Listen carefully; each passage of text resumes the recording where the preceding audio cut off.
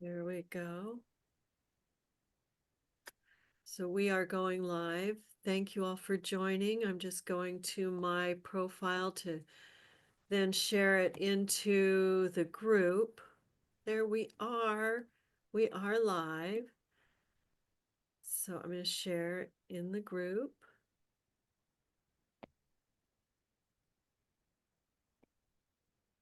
All right. Welcome, welcome, welcome. We're going to admit everybody in the waiting room. Thank you all for being here. Yay. Yay. We made it. We found our workaround and made it happen. Oh, happy 11/11, everyone. We all feel, the auspiciousness of 11/11. I'm sure those of us here have had our own experiences of what that is and why we chose this day for today for our launch of Grandmother's Garden and the Global Grandmothers Council.org website. We are present to share our hearts with all of you today. And 11/11 to me is awakening. It began when I was still in the churches and still waking up and doing my own personal work. 11/11 would flash everywhere. And one day, 11/11 The Gateway, which is a book by Solara, fell off a bookshelf onto my head at a used bookstore. And so I read that book and it confirmed so much of my inner journey as she described places in the cosmos that I had seen from my inner travels. And so 11/11 is just it's an awakening, it's a call. And we are responding to a call to gather together. So here today we're gathering together to launch the opening of Grandmother's Garden, which is our website and platform where we can have private social interactions and share our wisdoms together. And as we begin, and we each are here to share our why we're here, I am going to turn it over to Grandmother Suzanne Lewis, who is one of our founders with Grandmother Sharon Raji Maynard. And Grandmother Suzanne is going to open us up. Well, thank you kindly. So, uh, I'm known as Suzanne, the Star Rose of Idaho. I have had my legs in many realms and have been known to have visions. And one of the things with the 11/11, as I am a student of the stars, as many are, it's being described as equivalent in intensity as at the time in 1987 with the harmonic convergence to 2012, the birth 2012, and that that that same impulse, and for we who have been dancing awake the dream and prayers at that time, uh, are being called to be present right now. 11/11. There's a huge opening happening, and and what I've heard is that this is the time of the rise of the mystics, and uh, we are the mystics. We are the eternal storytellers, and so I welcome us here on 11/11. We have been we've known each other from old, and we're here to move mountains.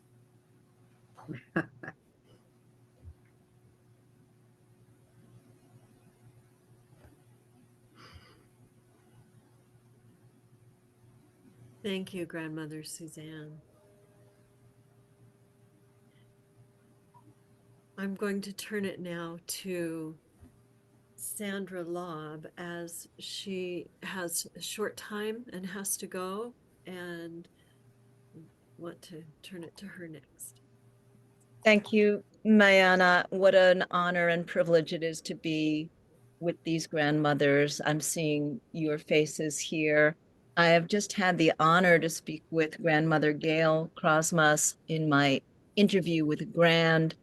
And she confirms, as we all have, what Grandmother Suzanne has said. We are being called to a covenant with each other.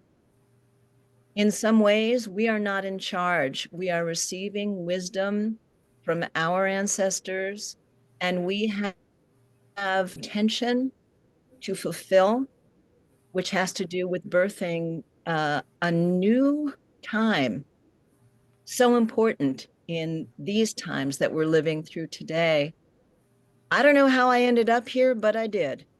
Last July, I stepped in as a note taker, as a scribe, and here I still am. My intention is to share this covenant, share the mission and the vision and the values of our sisters, to heal, to create, and to act. I think this is what Gail and I were talking about over the last 50 minutes, and I'll be posting this in Facebook and as well in our platform. We we fulfill our covenant to act. We act with wisdom. We act by transcending our own egos and our own need to um, be at the forefront. We are all equal in our power. We all have our gifts, we all have our skills, and we all have the capacity to nurture and listen to each other. And I am so thankful and grateful to have found the Global Grandmothers Council Network. I want to invite everybody on this call to join the platform, join the website. It is a .org website. It is safe. It is secure. We are building it as we are building and creating it as we are taking on this vow, this covenant. And so it will emerge, I have faith, organically, honestly, as we listen to each other. Gail taught me and reconfirmed to me that we are getting direction from above, from our ancestors, from the wise ones, uh, who have been inviting us and knocking on our doors, each one of us, to come into our power, come into our voices and our own wisdom. And what a powerful group we are. So I just want to thank you all. Watch for these interviews with the Grands, watch for the wisdom that we are creating for each other.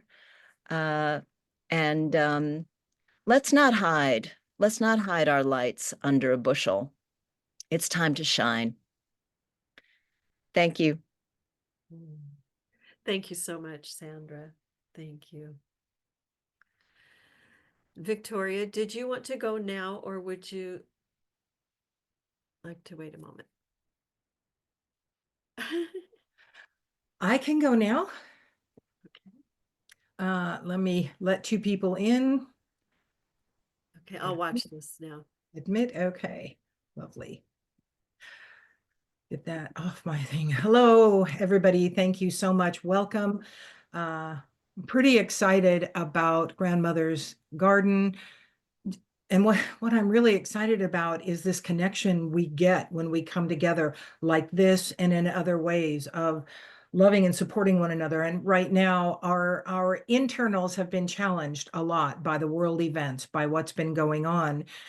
And the truth is, until we take charge of our internals, what we're putting out is not what we want to create, because we will be putting out more of what we don't want, which is fear and anxiety and division and all of that. So what we want to do is balance our energies inside us.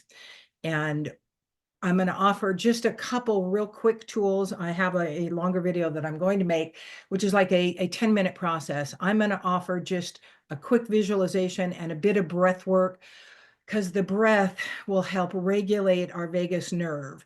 And thank you, Mayanna, for reminding me the other day. It's like, I know this works like this, but I'm not sure what it affects. And she went, oh, that's the vagus nerve. It's like, yeah, that was it. It was in one of those programs that I learned. So I'm going to take you through just a quick visualization to help ground you, and then some breath work, and then we will move forward. There are some people. Okay. All right, here we go. Let's do a round of box breathing. So we're going to breathe up 4, hold it 4, but we're going to breathe out for 7 or 8, hold it out for 4, and come back up. And then we'll talk about why that breathing method. Then I'm going to take you on the visualization.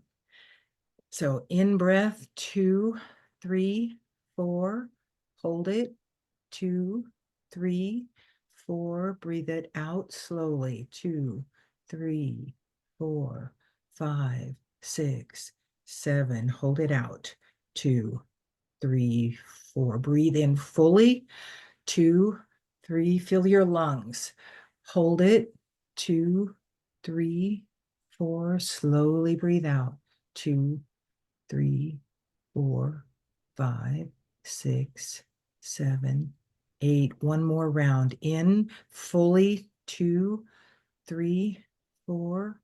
Hold it, 2, 3, 4. Breathe it out, 2, 3, 4, 5, 6, 7, 8. Now just breathe normally. Keep your eyes closed, and I want you to take your attention right to your heart space, right to that place within you where you feel that heart swelling emotion. Feel like what it feels like to be loved by you. When you love something so intently, so powerfully, that feeling that makes your heart swell. And I'd like you to turn it around and send it to you right now. That incredibly powerful love of self that we give to other people, we rarely give to ourselves. Breathe it in with a big, deep breath. And now take your attention down through your body into Mother Earth, through all the layers, right to the center of Mother Earth, where perfect balance energy resides. Take in a deep breath of that perfect balance energy. And when you went down, you created a grounding cord with your energy.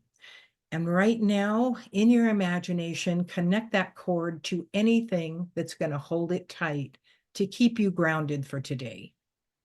I usually wrap it around a big crystalline boulder, around the most beautiful redwood tree I can imagine, things that I love, and make this place of grounding yours. That perfect balance energy, I want you to give it a color. Imagine it, whatever color it feels like to you, whatever color comes to mind as word, however it comes. And see it swirling around you. Feel it like a mist on your skin. Perfect balance energy. Seeping in, and now bring 2 big armfuls into you and intend to move back up your grounding cord. Every foot, you're going to intend deep roots to go way into the earth to keep you grounded. And in your imagination, just keep moving up that cord with 2 big armfuls of perfect balance energy.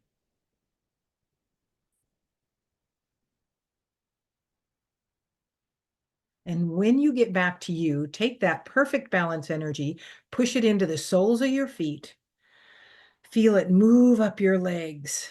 See it move up in that color, up into your thighs, now into your trunk, your abdomen, your thorax. All your internal organs are absorbing perfect balance energy. Into your heart space, up into your neck, over your shoulders, out your arms, up into your head, your crown space, your crown chakra. And your perfect balance energy is combining with your auric field energy and balancing out right now for you to feel the greatest peace, the alignment that is possible, and the ease. And so it is. So we take that long exhale, and just doing a shorter inhale and a long exhale is plenty to help regulate the vagus nerve, which will already is in many of us, quite triggered right now. This is a way for you to physically take charge and then energetically take charge as well. Thank you. Thank you, Victoria. That was beautiful. I felt that. In this moment, I feel like we could follow very gently and easily into Gail Krosmos. I would love to have you come forward and take us maybe even deeper. I had a feeling I'd be next. Must have been tapping into you.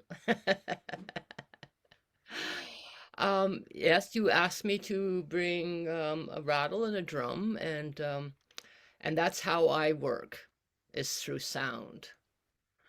Um, and when Sandra and I talked earlier, and we talked about this new paradigm that we are creating, us women around the world are creating the new paradigm of peace.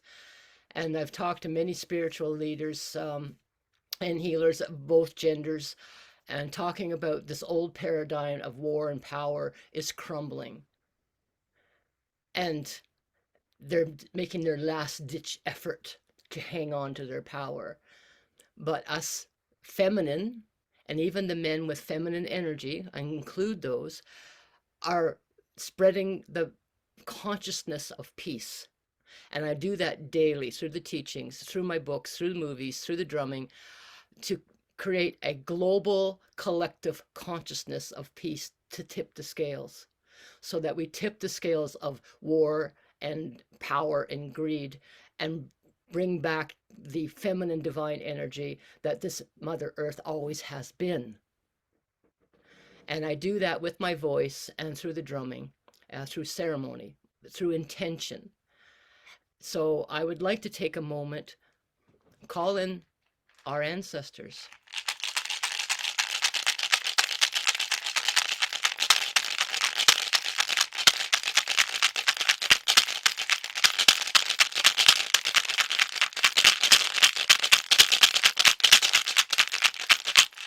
I ask them to come and speak through me, through my voice, through my Siberian drum. And this intention that I send out, the ceremony that I send out, is to all the women. I have to take a little sip here, my throat is dry. To all the women around the world, those that are listening and those that aren't, I'll reach them through the cosmic energy, through the galactic energy, whatever we want to call it. It's worldwide, the grid.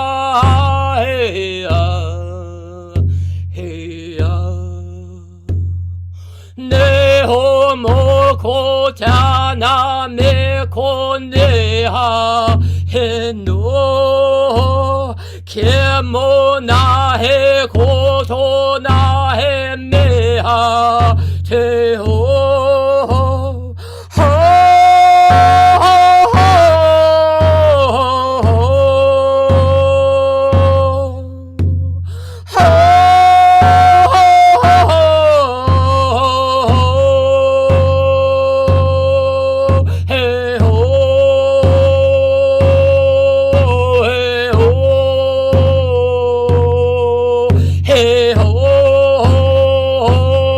hey ho.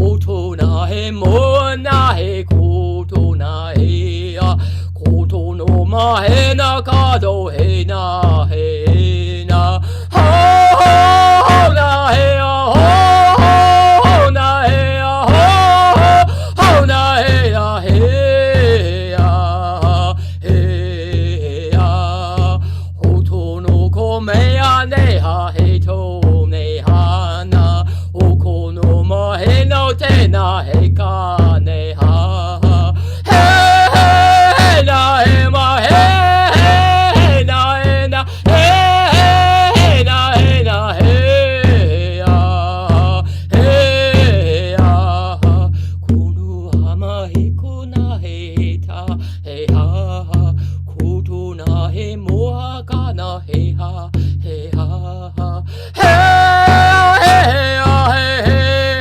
やへへやへやこの甘へとねへかへへやこの甘へとねへけやへやへはへやねへやへなへやねへや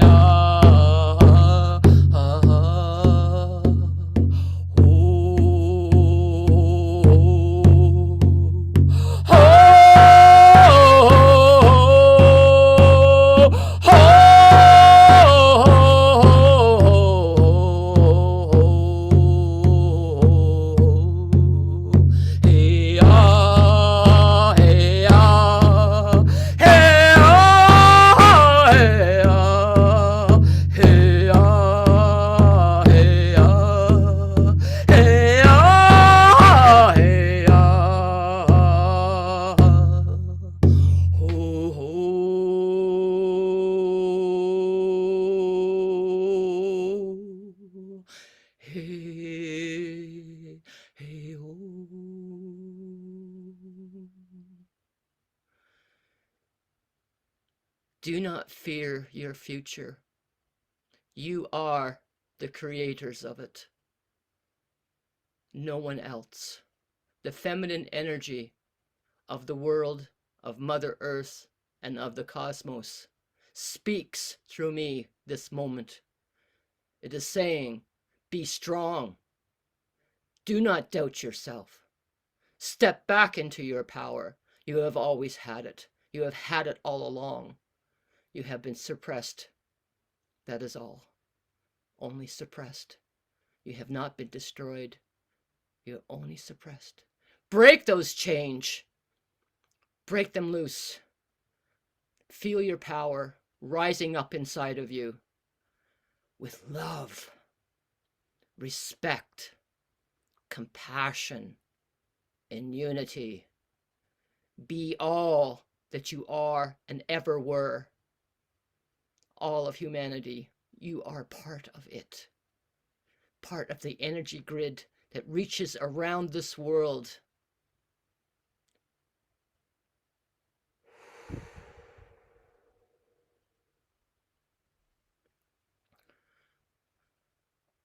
Oh, thank you. Thank you all.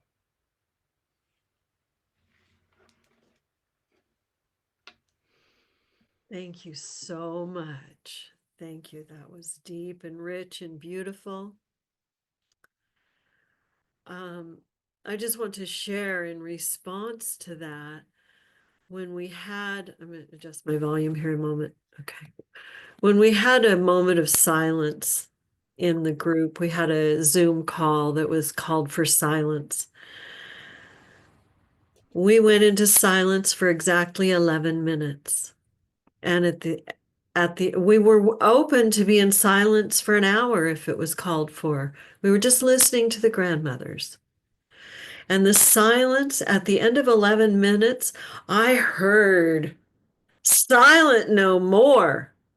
We've been silent long enough, silent no more. And that brought us all into our ability to share. And following that in the days after, because this was on Wednesday or Thursday morning, maybe, I began to consider the questions, and I invite each of us to consider in our speaking and in our voicing, what do we speak when and where and to whom and how? Let's be conscious of how we're using our voices, and this is what I want to see us doing in the days ahead. Thank you so much. Grandmother Sharon, would you like to come in? It's a couple of minutes early, but I'm sure you don't mind that.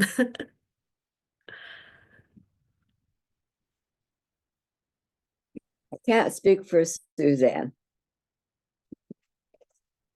but I did not perceive that this large of a group of grandmothers would be together in my lifetime. We both heard the nudging. You know how sometimes that inner voice is so quiet. It's like a nudge, and is it really true? But we both felt the nudge, grandmothers, gather the grandmothers. And of course, Suzanne's connection to Brooke Medicine Eagle was part of that. And I think it's really important that we acknowledge the shoulders we stand on.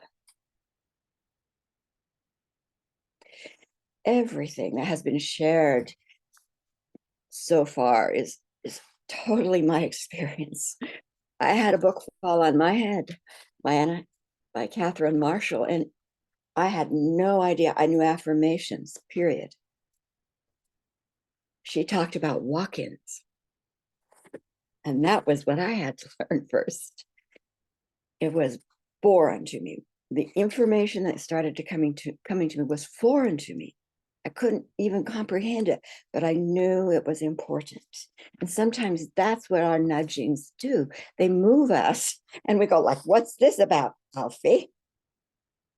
And it's only when looking back, we go like, oh my gosh, that was the voice. The grandmothers came to me in 1997 and they said, we are holding the power of the female. We're in our cave. We are not silent. We are not dead. We are not crippled. But you've had to put on costumes in order to survive. Your maternal line has had to walk through trauma to survive. And we're telling you now,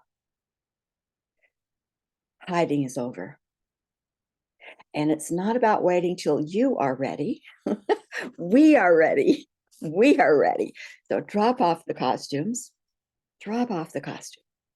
and come with us. We are the golden dragons, ready to roar like the lion, run like the wolf, and change the world.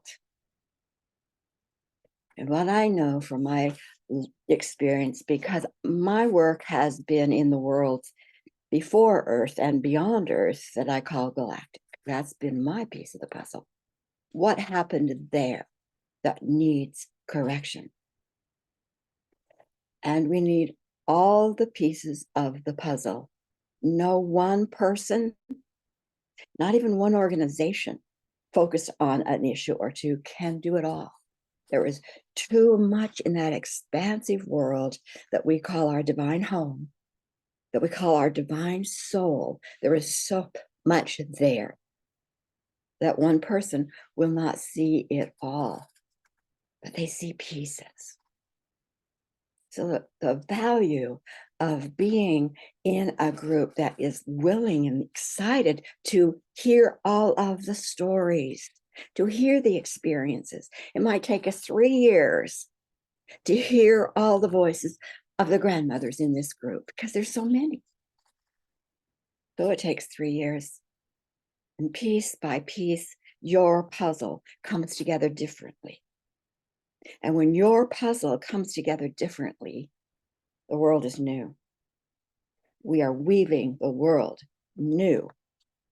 And it can only be done in a group of women who know how to collaborate, to listen, to take action, to encourage, to hold through pain. That can't be done on Facebook. It can be done better on our web platform, but it will be done greatly in our classes, in our events, and in local gatherings. There's so much we can build with. So don't get discouraged. find where you fit now. I'm really, really honored to be walking this with you. Thank you, my sister Suzanne. Blessings. Oh, thank you, Grandmother Sharon. You know, I feel like this is the moment that I should share how I came to this. My path has been through lifetimes, one of serving the elders. And I am not a grandmother, although I am a mother of children old enough to have children of their own. But I remember and I know, and I am here serving. I was invited in by Michelle Margaret Juliet in March, I think it was, that we met Grandmother Suzanne. I'm not sure if it was March or April. She found me in a YouTube video. My friend Ali Bierman had interviewed me for our hardest journey. My beloved Andras and I were going through the heart of Mother Earth. And I'm saying goodbye to my beloved. Um, we were, this was our second hardest journey, Glastonbury, England being the masculine heart, with Chalice Well as the feminine point within it. Chalice Well is, if you don't know, look it up. I won't go into this descriptions. And Dobogokur, Hungary, it means the heart beating stone, and that is the masculine point within the feminine heart. And this was our second journey there. And I was talking about it and talking about my experience in the federal agencies and creating in the Department of Transportation and with private schools, things I've done. And Michelle Margaret Juliet was awakened in the middle of the night to find and found that video and called me in and introduced me to Grandmother Suzanne. And Grandmother Suzanne is in Boise, Idaho, where I called Circle for 2.5 years with many mutual beloveds, but we didn't know each other. I knew Marcine Quenzer, who's in the Treasure Valley also. And I responded to the call because our nonprofit Peace Production, our whole purpose is to serve the earth and to produce peace in the heart of humanity. And to me, this was a call to gather the grandmothers who have come together. It grew to, it was at 20,000, I think, at that point, grew to 55,000 over the next couple of months. And to create an organization and to fulfill the vision of a safe place for us to gather. And Grandmother Sharon introduced us to One Divine, who had the platform she was building, all the technology, all the different pieces and parts to bring together into this space that has now been created, not quite fully, it's still in development. We're opening the marketplace today where grandmothers can sell their goods and services to the public and get income, because it's about redistribution of wealth and providing a way for grandmothers to be financially supported.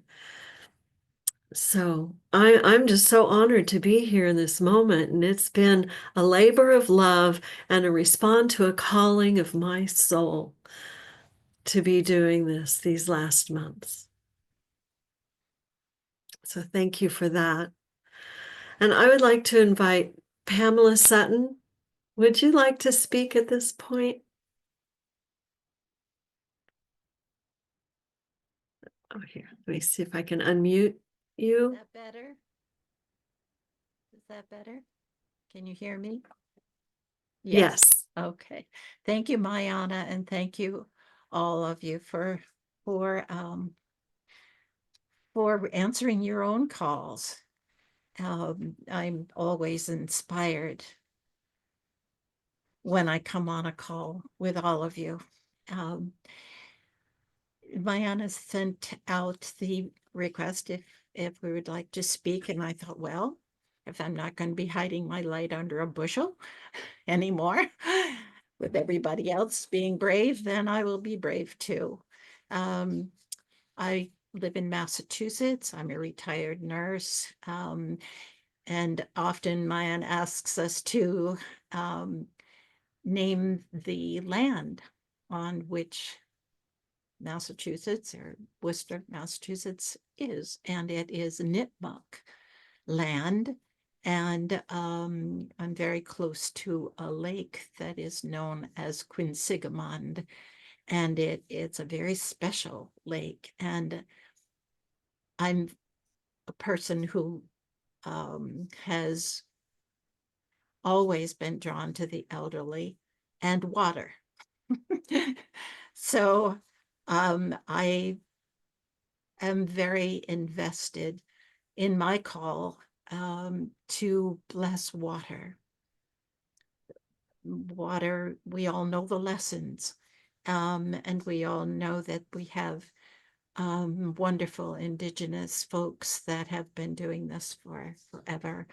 I've only been kind of grafted into the ancients since the 1970s. And it's been very quiet and very much, thank you, Sharon, for saying, we were in costume. And those are dropping away. That's scary. It's scary, Sharon. But I'm learning how to drop the costumes, drop what needs to be dropped in order for the water to really be able to absorb the divine feminine that I've been blessed to be a vessel for. My call to sign, I guess it's very much the same that we seem to have stumbled. No coincidences, but serendipities on the site when it was put up on Facebook initially in the springtime, the summer, in the fall, to come and join. But instantly when I saw it, I felt the overwhelming global implications that have been waiting in the wings. And my part of it, and a circle of women that I belong with and am dedicated to peace and the feminine, divine feminine, with went from a very large group to almost nothing, because I take responsibility for my part, had not the wherewithal, the understanding of the destructive nature of the power struggle that I was still involved with. So why am I here? Because I hear circular governance, and I need to learn that before I can share the great wisdom with all of you. Thank you. Thank you, Pamela. Thank you.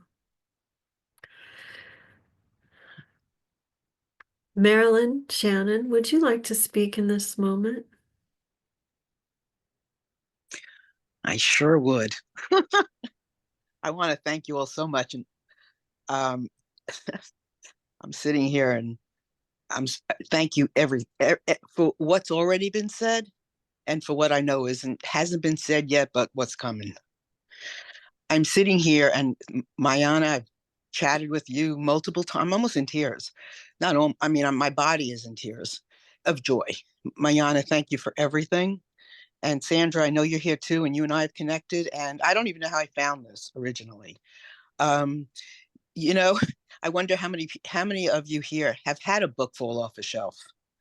because there's been so many things that each of you have said that I'm like, oh, please, please let me tell you that. Let me not forget that, because yeah, a book fell off the shelf for me too, many years ago. And I was in a metaphysical bookstore that was a client, and this book fell off the shelf while I was waiting for this client to come see me. And I'm like, oh, okay. So I went over, it was this beautiful red book, and the book was called Wild Women Are Up to No Good, Finding Your Wild Self. And I was like, wow, I must have read that book faster than any book I still to this day have ever read. It was just everything we're talking about.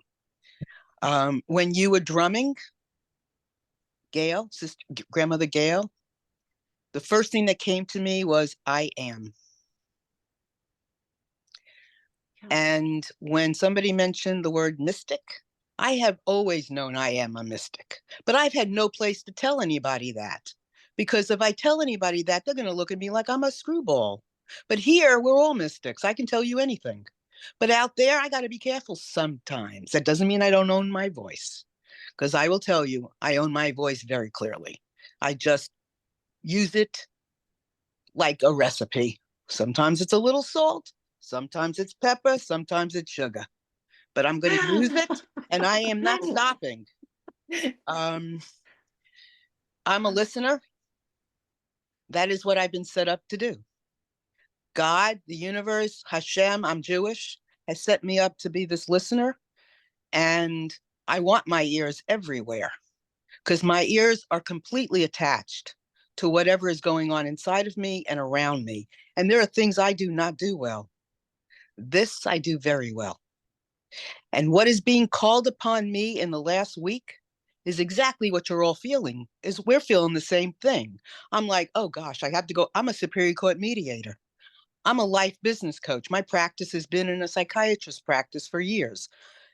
I'm an author. I mean, I do these things because in all kinds of ways, because we all learn and experience things differently. And I want to help meet people where they are. Not everybody wants to read. Okay. So I'll do videos. Not everybody wants to do this or do that. We've got to meet people where we are, where they are. And when you come from I am, there's not an ego there to keep you from crossing a boundary or crossing a line or doing something. We just have to. And we are being called. If I hear conflict over here, I want to go there. I don't care if they're men, women, children. I don't care what they look like. I'm going there. If it's a love, I've had to explain to people what love means in the last week, because people don't even know what to do with it. So I'm out here being called by God to do all kinds of things. And the listening piece, everything around us is talking to us. Everything, every sense. You listen in, you get information from everywhere. And it's I can say my job, because I'm acknowledged that I'm a listener. I'm a funky, freaky listener. And I know that observation, every piece of our beingness is tuned in to listen. But in order to listen, listening takes us to another listening. And listening, you're never done. We're never done. We got to keep listening for the next listening. I've used, let's say, even the word patience. You have to listen in to even understand the word patience. And then you got to listen out for what patience gives you. And then you listen to how to use it. And then you listen for what you get. And then you listen for what you don't get. I am not brilliant. I'm just listening. That's it. I don't have a million degrees. I have found myself in many rooms with people with all kinds of initials. I don't have that. What I have is listening. Listening has been my greatest tool. It's taking me to places that give me the chills, that have put hair on my chest, but also have put words in my mouth and love in my heart. And I can't explain it all, but I am doing it. And I am not going to be quiet. And I am here to encourage myself. I mean, you're all encouraging me, and I'm taking it in. And I am here to give it back. Victoria, you did a phenomenal meditation. I don't know if you're familiar with heart math. Heart math is an entire system. I don't know if anybody here knows heart math, but it's an entire system of working the heart and the vagus nerve and all of that stuff. And I've been doing that for years. So I'm home here. I am home inside of you, and you are home inside of me. I read a poem to Mayana yesterday, and it's called Re-Enchant Planet Earth. And it has been I didn't even know what it was. I just found it, and it talked to me in ways I can't even tell you. I heard it once, I lost it. I had to dig for it again, but it left me with such an impression. And I would love to share it with all of you one day, but it's about the fact that this planet is enchanted. This is an enchanted planet, and we are all enchanted. But we got a little spell out here, a little yuck, and it ain't etched in stone, and we can break that spell with love, compassion, connection, togetherness. And we're at that moment now. We are at the re-enchant moment now. I thought we were there before. We're not. Well, we were. It's a build. But we're there right now to re-enchant this planet. And when we do, we will dance in the streets. We will love each other. And we're doing it, and we are doing it. And people need us, each and every one of us, to step out and show everyone. So I have so much to share about this.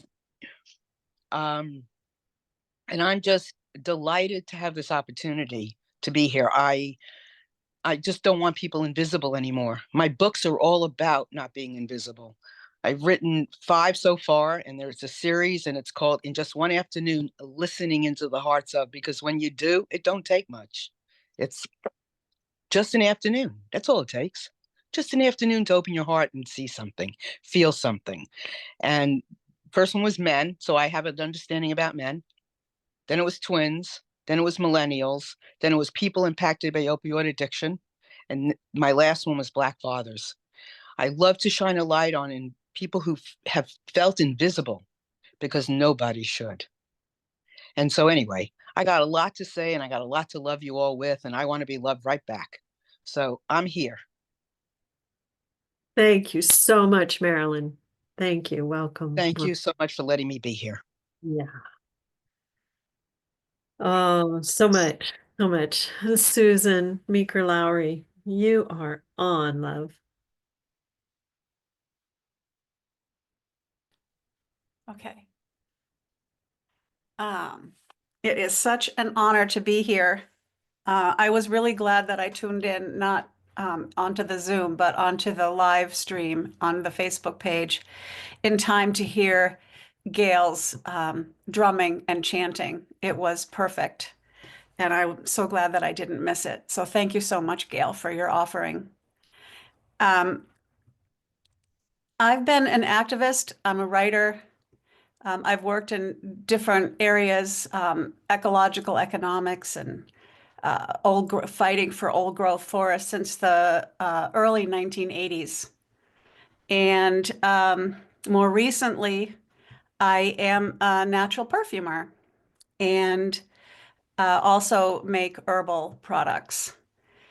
Ever since I was a kid, ever since I was about 10 or 11, I knew that I had a specific purpose. I didn't know what the purpose was. And I kept on hearing, you'll know it when you see it. And over the years and the decades, while the purpose itself has remained the same, the ways that it comes to me to fulfill are different. And it's interesting because the purpose is to listen to Earth, write what she tells me, and share it with others. And I was a writer when I got those words, and so I assumed that what that meant was, I'm supposed to write, and I do.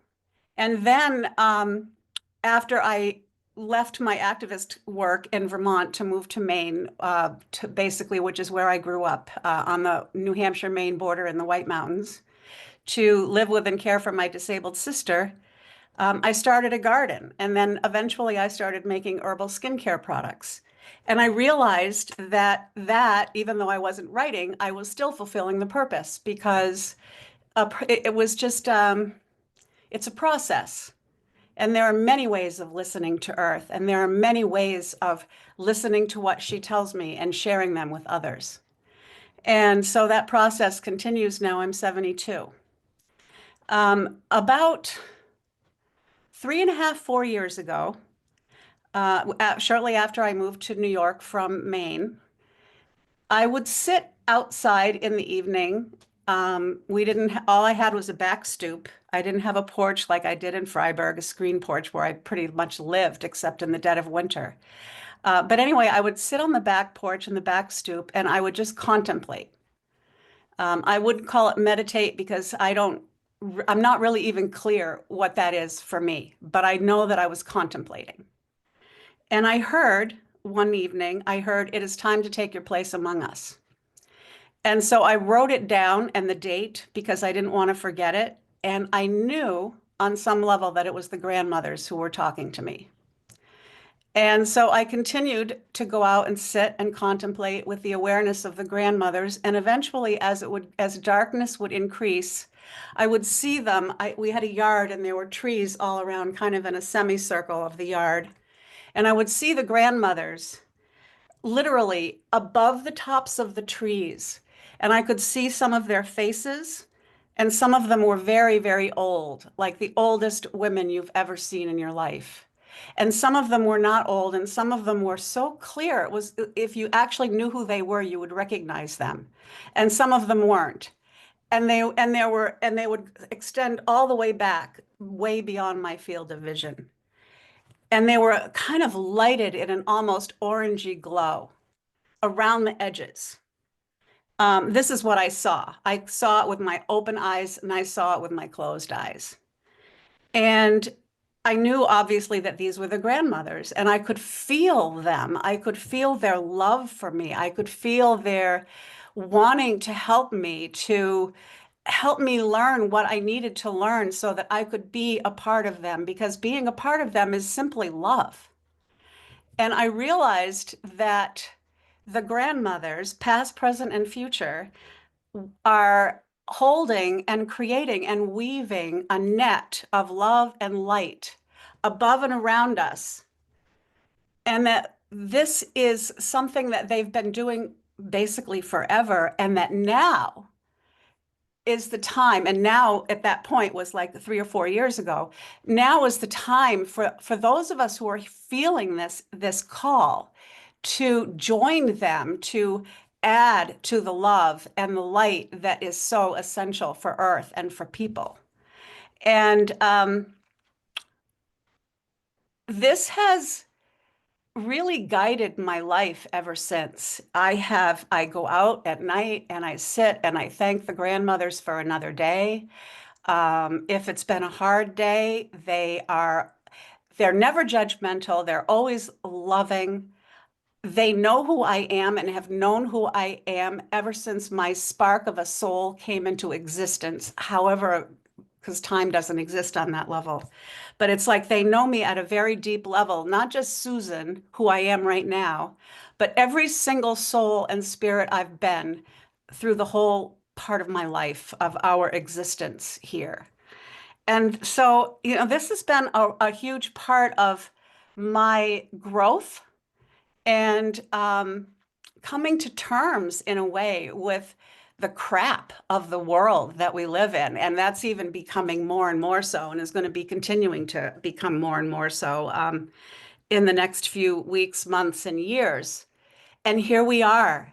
And oh my goodness, the strength and the love and the light and the joy of these grandmothers is increasing exponentially as everything seems to be falling apart.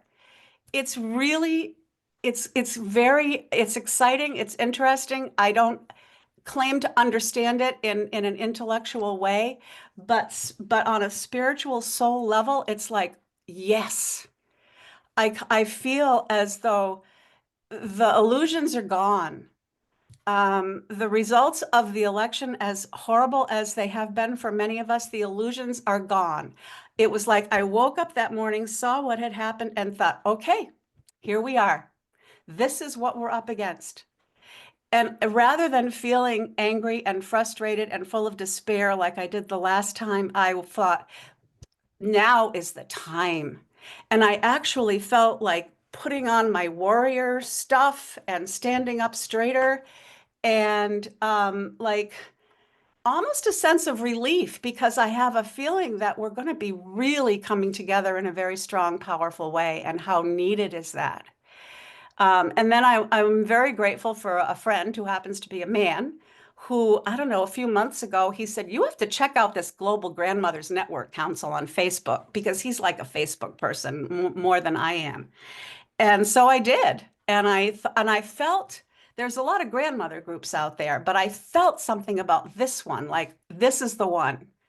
And I knew that there was a connection between this group and the grandmothers. And that if I was going to be a part of that energy and that creative force, that love, that light, this is the group that is going to help me do that and help all of us do that. And so I'm just really grateful. And I'm really excited.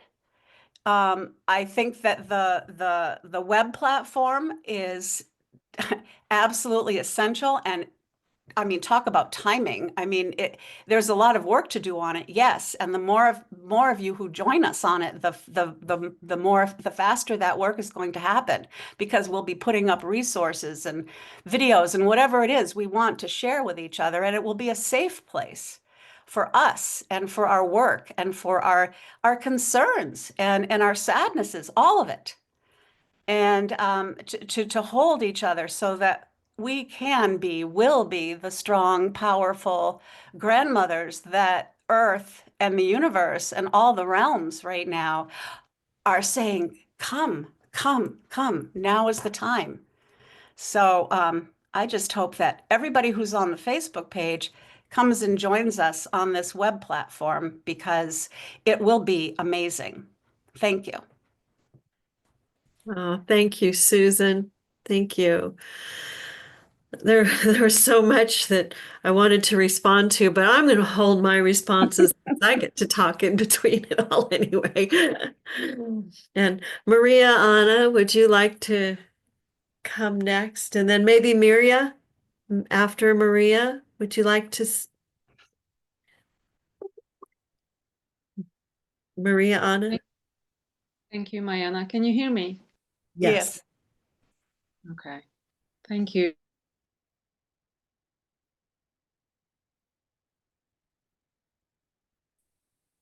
I am tuning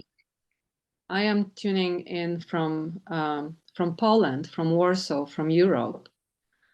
It's already an evening here. And this is really incredible how the grandmothers are weaving the net, and how I am part of it. Because I am not a grandmother. I am not even eligible to be in the circle of elders because I'm 51. So I still need to wait a little bit to be 52 to be that. But I've been called to be here, and I've been called for the past few years very loudly. I know now that I've been actually called for many, many, many, many years, and I was turning a deaf ear to that calling. I was really very scared because I knew that if I will say yes, it will change my life completely. And that was very scary. So now I replied to this calling. I answered the calling. And since then, things just happen so fast. Somehow,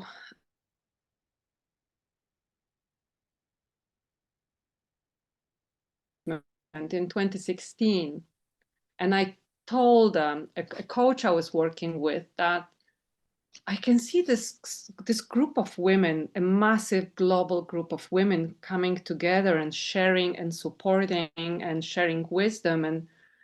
and I'm going to be part of it. And she said, oh, are you going to make a Facebook group? And I said, no, I'm not gonna do that. That's gonna be something really much bigger. And I didn't know about it back then. I just saw it. And this is now here. And you know, 3 years ago, I woke up from a dream saying, I'm going to have an NGO. And a friend of mine who was with me on holiday said, oh, good for you. What it's going to be about?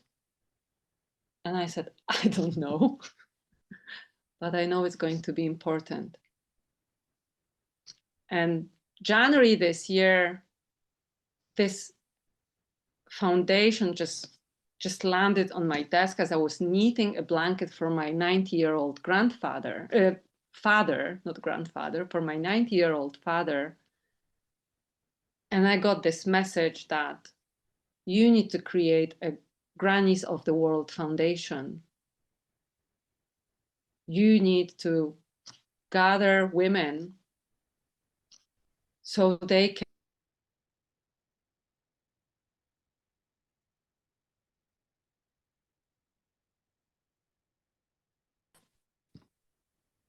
compassion for themselves and for the world.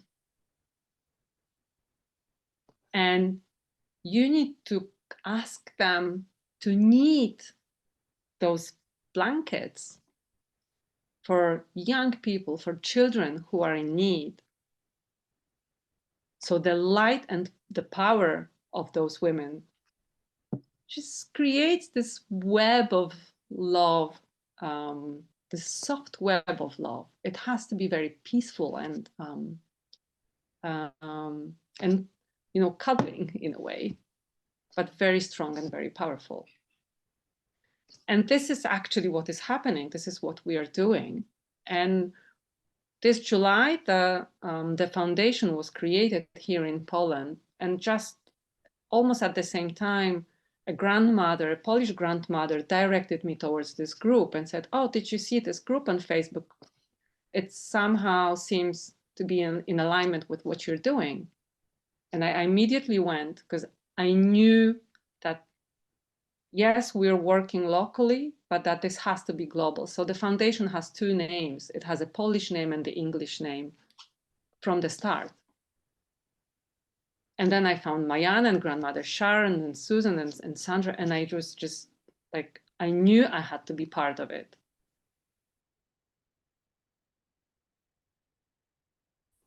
What I've been called to at the same time, I mean, you know, the energy work, 3 years ago, I left my corporate job. I don't have any degree, but somehow I was leading, you know, operations across Europe. I was doing all these vice president jobs and everything. I have no idea how it happened, but I know that there was a lot of knowledge and a lot of wisdom I gained there to now be able to navigate stuff here. And I was working in media localization, so translations from all the languages to all the languages for almost 28 years. And I could never understand really why I'm doing it. And I always had this feeling that the content we're translating is just so harmful for everyone. Why is it even being produced? And why are we, you know, making it available for everyone? And now I know that I needed to learn all of that, because now we need to share this wisdom across the borders also for women that don't speak English. And a lot of the wisdom we're sharing just needs to find voice in other.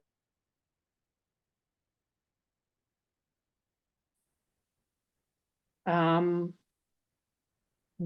I left that corporate world 3 years ago, and I've been completely blind, you know, just walking, trying to find out what I'm gonna do now. And I've been receiving so much guidance from Grandmother Anna, from Mother Mary, from Mary Magdalene, the Rose lineage is the lineage that is so loud in me. And coming from living in a Catholic country, this is so stretching because there's all these tags that are put to those names that you just don't want to identify with. So it was so stretching for me to just find my voice and just accept being part of this very powerful lineage of the divine, of that divine feminine line, maternal line. And I am embracing it now and allowing that energy to transmit through me, because it is transmitting. And there is a very powerful message, because we live in the times where and it's also the time of the year where the darkness comes, at least where I live.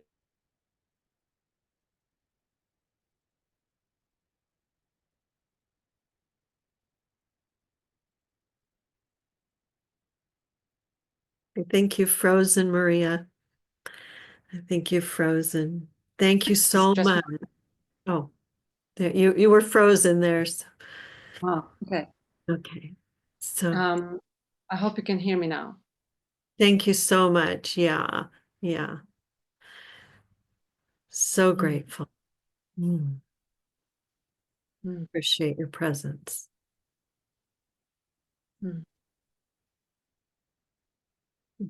And perhaps now we could move to Miria.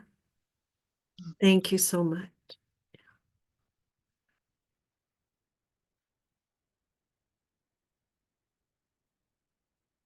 Do you need help? Yes, hello, yeah. It's been wonderful to listen in all the nice grandmothers. And his grandmother is something that you don't, it doesn't need, you don't have to have grandchildren your own or be sure in age, but it's just a feeling in your heart that you wanna join in and preserve this beautiful planet we live in. And I could talk from Finland, Helsinki, Finland, a little bit more north from Maria, who is from Poland, who just spoke a little while ago. So the days are very dark now, and they're getting darker even. And still, with everything, going dark, I still feel very strong, light and calling inside of me and energy. And I have a big wish that we as a grandmothers can really unite in peace and love and harmony for this planet, to bring forward things that we are dreaming of.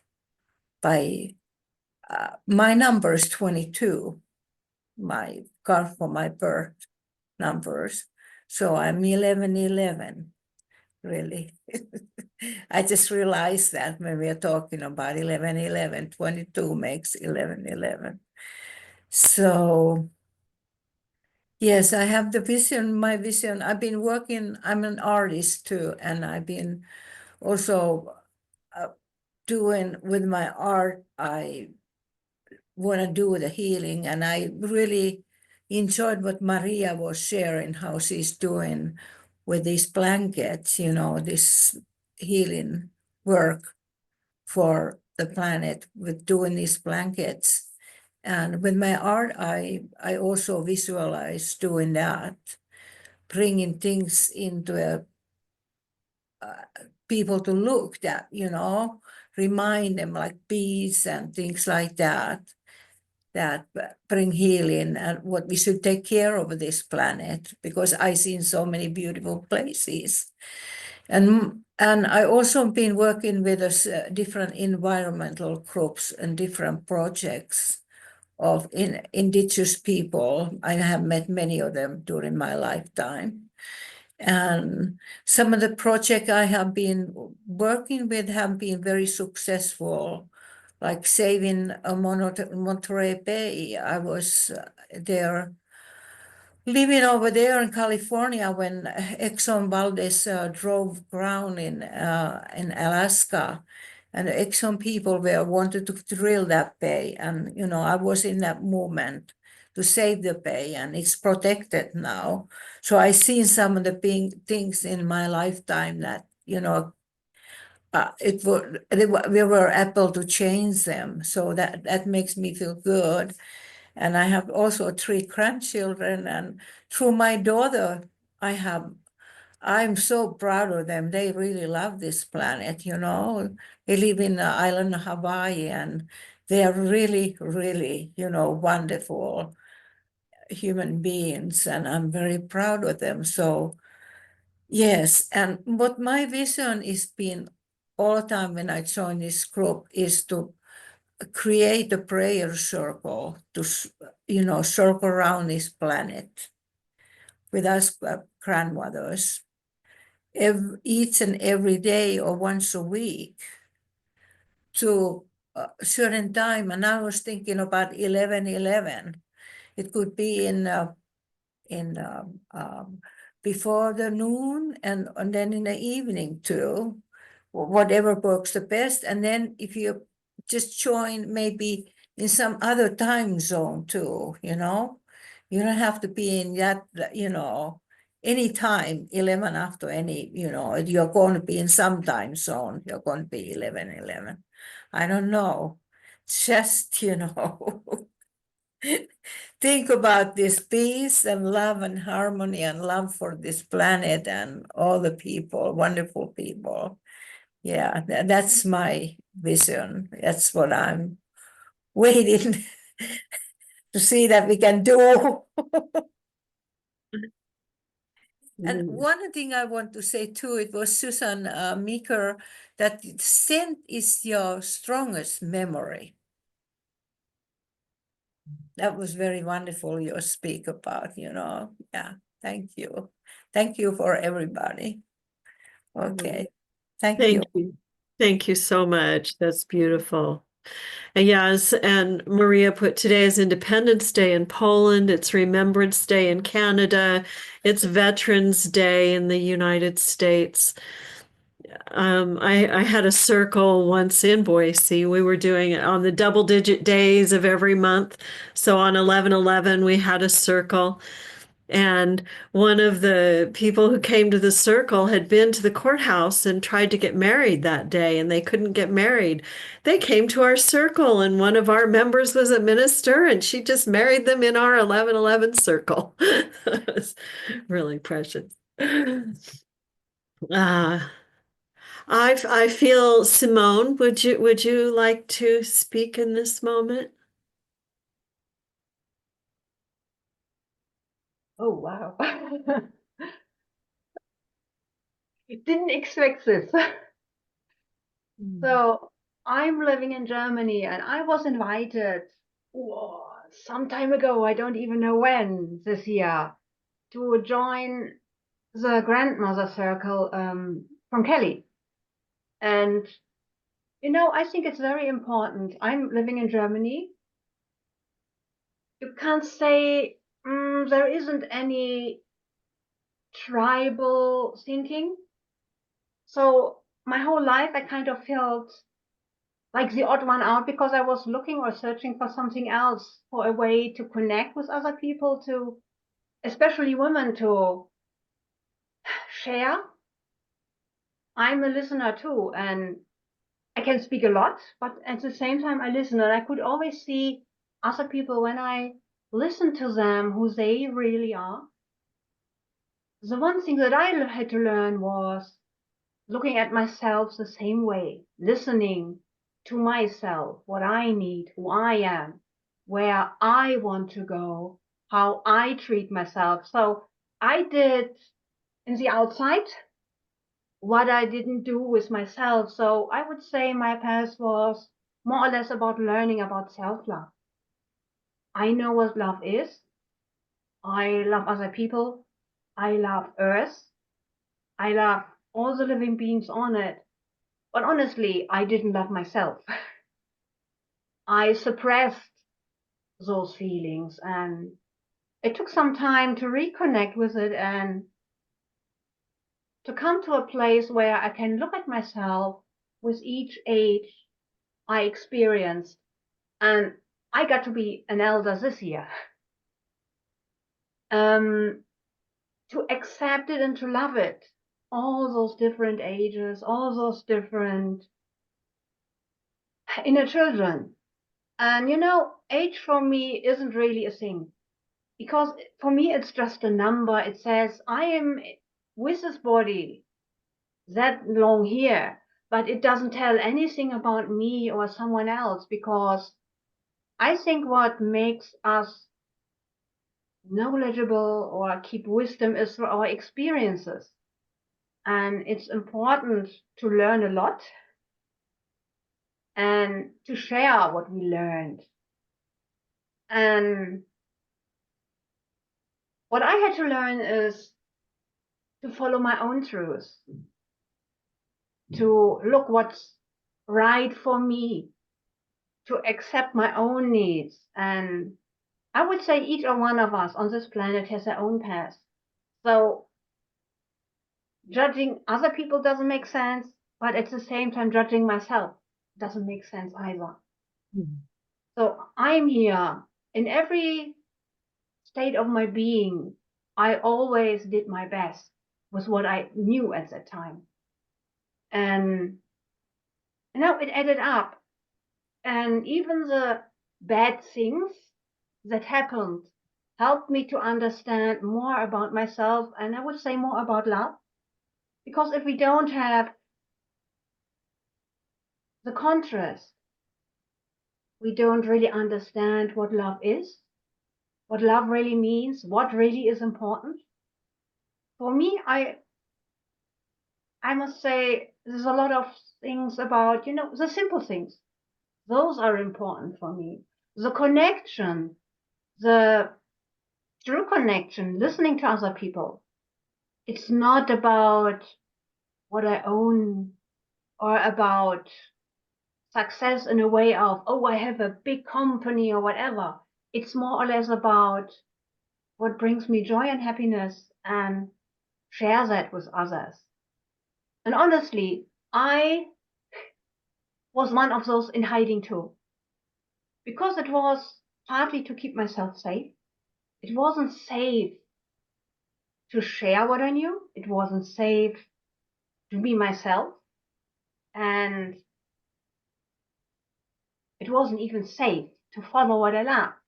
And at some point, I had an experience and I realized that I only have this life as this being that I'm now. It doesn't make sense following what other people expect from me when I am the one being with myself my whole life. Other people come, other people go. So it's more important to look at myself. What do I need? And it isn't about selfish, because when I really care for myself, then I can only be there for other people. Then I really can nourish other people. That's what I realize. And I'm, you can say, getting slowly out of my hiding. I'm not hiding anymore who I am. It's just, I'm still in a place, because I live in Germany, where with what I see important for myself, my own spirituality, my gifts, I can't really share with people around here.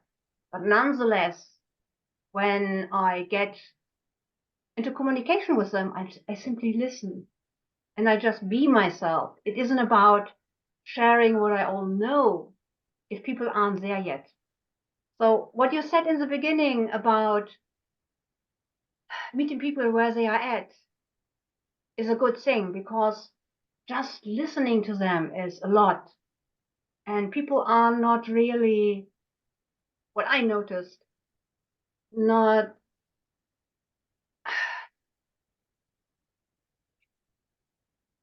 most people don't feel seen, and when they are seen, it's like, wow, So that's what I experience. It's really looking at them, accepting them, seeing them. I think that's important. And that's what I think in this group. We are coming from all over the world, from all different life circumstances. But because we all have the different knowledge, different experiences, it's like, a web. All those different views can see different ways to serve Earth, to serve humanity. And I think that's what's important. It isn't about one way. It's, what is needed at the time for each individual. If it's human or if it's an animal, because I think there is nothing on Earth that doesn't live. And all life is important.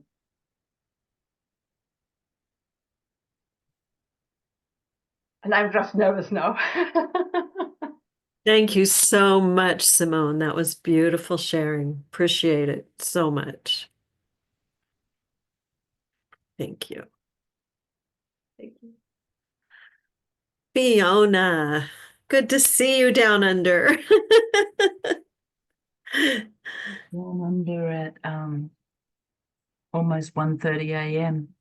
I didn't think I was going to make it, but then fell asleep at 8 o'clock and woke up at 11 o'clock, and then actually had on my mind, this was at 1 a.m. And then speaking to Inga, I went, oh, the other day Google told me an hour wrong. I think you've just done time change. We don't do time change. I'm in Western Australia. So we don't do time change. Weird stuff, that time change, but apparently it's confused Google. But here I am. Thanks, Mayana, and thanks, Sharon, and thanks, Suzanne, and thanks all of the admin and support, of which at the beginning of this, I had my hand up to be, but it wasn't time for me. It wasn't my time to be involved beyond the Facebook group. And I wasn't even involved there for a while. I'm on Mirrawong country. So I'm in the very remote northwest, East Kimberley, in the northwest of Australia, but the Kimberley has the East and the West Kimberley, and I'm in the East Kimberley. So we have 1,000 kilometres between us on every side and the next major town, and then 100 kilometres to the ocean on the other side. And I do, honour the ancestors of this place. And where I live, it's probably 60%, 70% Indigenous population. And I feel like it's more when you read the statistics. It says 60 or 40, but because there's such a high level of, well, you can't really call it unbroken lineage because of the stolen generation and removal of children and so on. But we do have the communities up here in the top end is sort of where in those times all of the Indigenous people were put. And so there's a very high level of 60,000 year lineage and elders who are connected to the earth in a way that makes the percentage of population seem a lot higher to me. Because there's a custodianship and belonging that's so ancient here. I am very, very, where I live is known as an extremely rough place, but I'm way more nervous in Perth than I am here. So that is what it is. So I have 7 grandchildren and 3 children.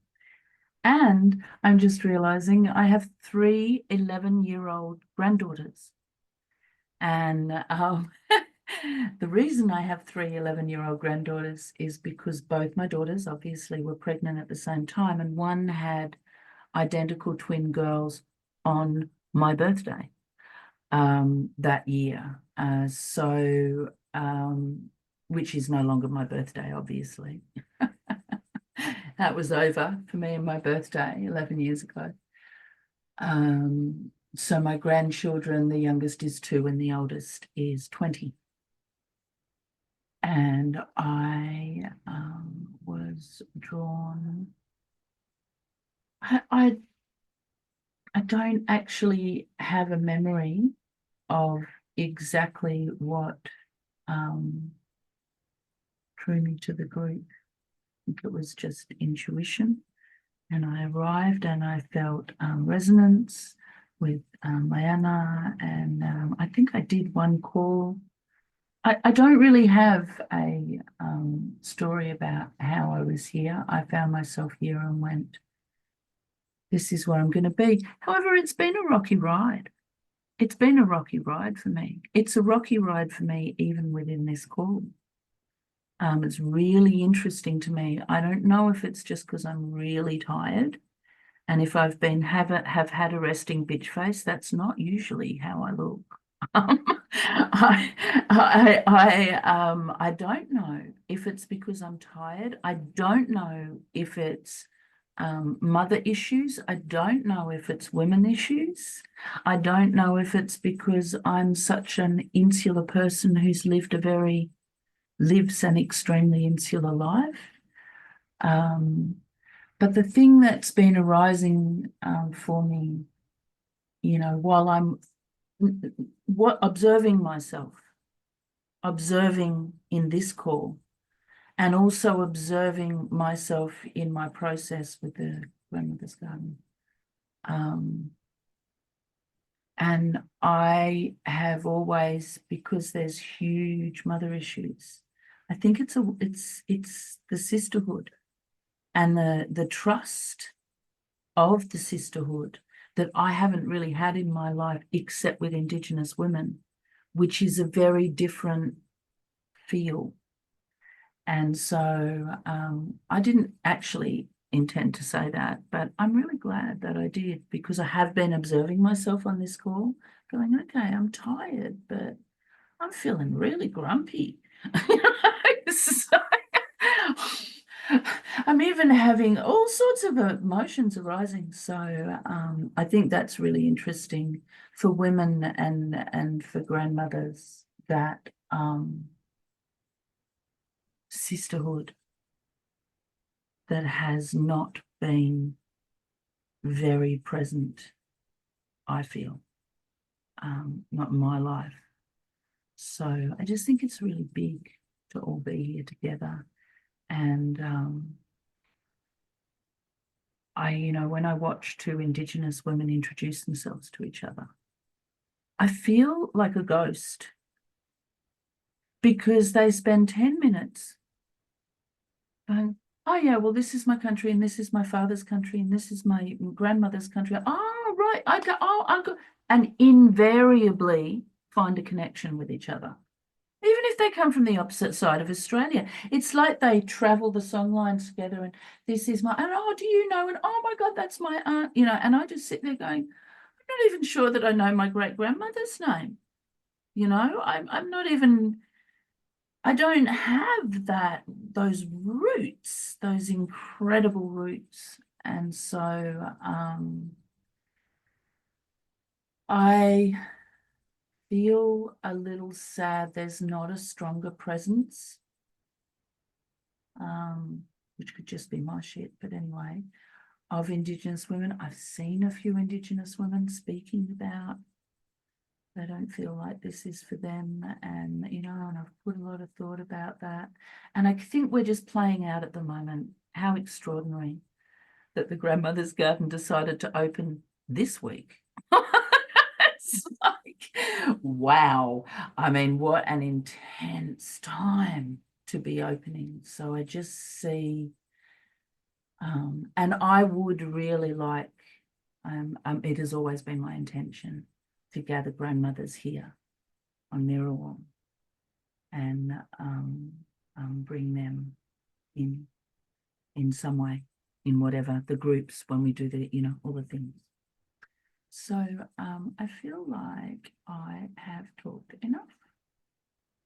Thank you, thank you Fiona. for Thank you so much. express that. My grumpy self. Thank you so much. May we not judge each other's faces. Very quickly, I didn't talk about what I do, but what I do is teaching about the divinity of our flesh and the divinity of our flesh as source incarnate in the realm of the senses, and through very grounded nervous system education. And I don't like the word regulation. I use the word nervous system intimacy and flow. And that was what I searched for my whole life in terms of my question about internal peace that I needed to have before I could ever be active in external actions of peace. But that's all. Farewell. Thank you. Thank you. Oh, so much, so much. I want to invite Kelly next, and then Wendy, if you would like to speak after Kelly. Thank you. Hello, beautiful women. I got on a little late this morning, and I know some of you may have been waiting to share ahead of me. So Mayana knows that I have a ceremony I'm going to be doing this morning here locally. It's such a powerful day. This portal, it feels very intense and strong. We have people gathering for our local community today from all over the world. And we're meeting at the headwaters today to pray together and to do ceremony and to bless the land and the water together. So that's really going to be a special time and beautiful. I'll try and shoot some video and post some of it for all of you to share. Wow, I'm so touched by a lot of what you all were sharing. I love the similarities. I'm a 2-2. And I'm a 2-2 too, and I have 3 children and 6 grandchildren. And I have mixed roots. I'm part Scottish and Cherokee and Choctaw, and probably a half a dozen others being part of the melting pot of America. Most of us don't have the luxury of being pure blood anything anymore. We become a collective. So in some ways that really teaches Americans, especially those of us who are on spiritual paths with deep listening and the divine, to go into a place of being able to help merge and marry various roots and families and clans. I've known Mayana for a while, and when she reached out to me and said, Kelly, get in here, I need you. I just came in. and I'm somewhat isolated in myself with my work. I've been what I call a hermit healer for about 31 years. I left a career in my early 30s and chose a path with the Divine Mother. For me, it was a very personal decision to take vows as a reverend, as a holy woman. And my vows, oddly enough, when I came into my spirituality, with what I was raised in, it would have been more Christian oriented. But where I went to in my younger years did not really hold true for me. What held true for me was that the divine was everywhere and that had many, many paths. And I wanted to understand more of how to embrace the diversity of life. And so what drew me into my own path was this hunger to understand that how to hold and embrace all beings. and all paths that lead to the divine. And I was really searching. And I also was trying to find an answer to a question about being embodied that no one around me was fully answering. People were giving me information and tools, but the Divine Mother was the one who actually brought me home. And it was really a powerful time in my life when I made a choice to really wake up my own healing gifts and become my authentic true self and say yes to the Divine Mother and let her take me. And for me, it was a surrender. I gave myself to her. As the mother would say it to me, she said, "You have come and you've laid yourself at my feet." And now you can, you are that white crane. You are that white butterfly. You are that white voice of me shining out, speaking that flowering language. So we become the mother. And when we realize how divinely connected we are to her, we do have to face a lot of sisterhood, motherhood, wounding. And I loved what you spoke, Fiona. Thank you so much for saying that out loud, even though you didn't know you were going to. It was perfect. So in my journey with the Divine Mother path, it was difficult for me at first because I wasn't taught to believe in a Divine Mother as divinity. I was taught that there's only a father and he's punishing. And if you don't do what he says, you're going to get it. You know, the hell and brimstone's idea of Christianity were really wrathful. And this idea of this overarching authority that would be punishing me if I sinned or did anything wrong kept you in a state of panic and oftentimes fear all the time. Growing up, I remember being afraid of a spiritual authority that was always going to be watching everything I ever did.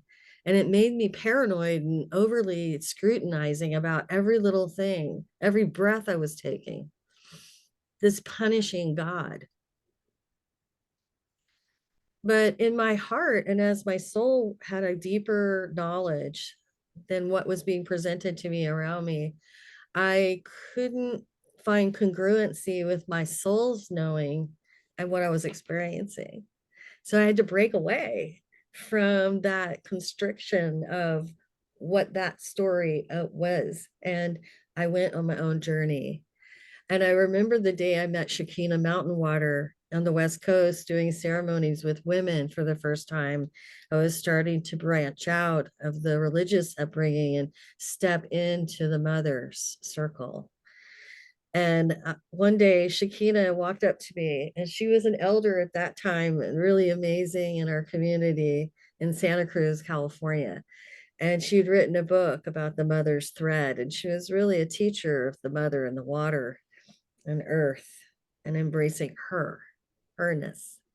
And she grabbed me by the shoulders and she looked me in the eye. She said, "Kelly, God is a mother."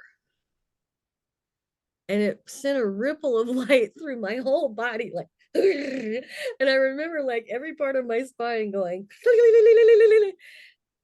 and I didn't know what to do with that because it was so foreign.